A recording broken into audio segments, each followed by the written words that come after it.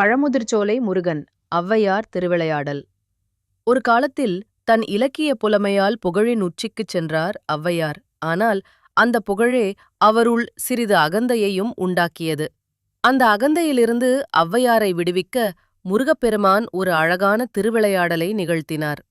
மதுரைக்கு காட்டு வழியாக நடந்து சென்ற ஔவையார் களைப்பாலும் பசியாலும் ஒரு நாவல் மரத்தின் அடியில் வந்து அமர்ந்தார். அப்போது அந்த மரத்தின் கிளையில் ஆடு மேய்க்கும் ஒரு சிறுவன் அமர்ந்திருந்தான்.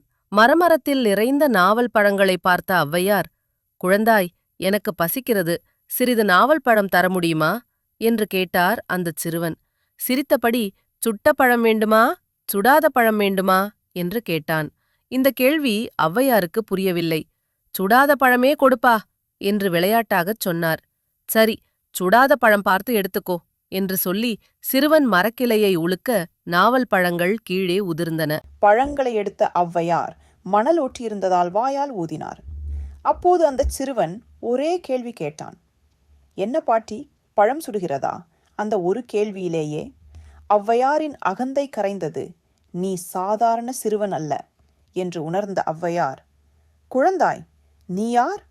என்று கேட்டார். அடுத்த நொடியில் சிறுவன் தன் தெய்வ ரூபத்தை வெளிப்படுத்தினார்.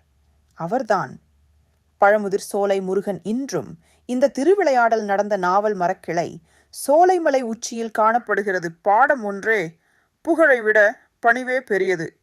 மேலும் இது போன்ற முருகன் திருவிளையாடல் கதைகளுக்கு நமது சேனலை சப்ஸ்கிரைப் செய்யுங்கள்.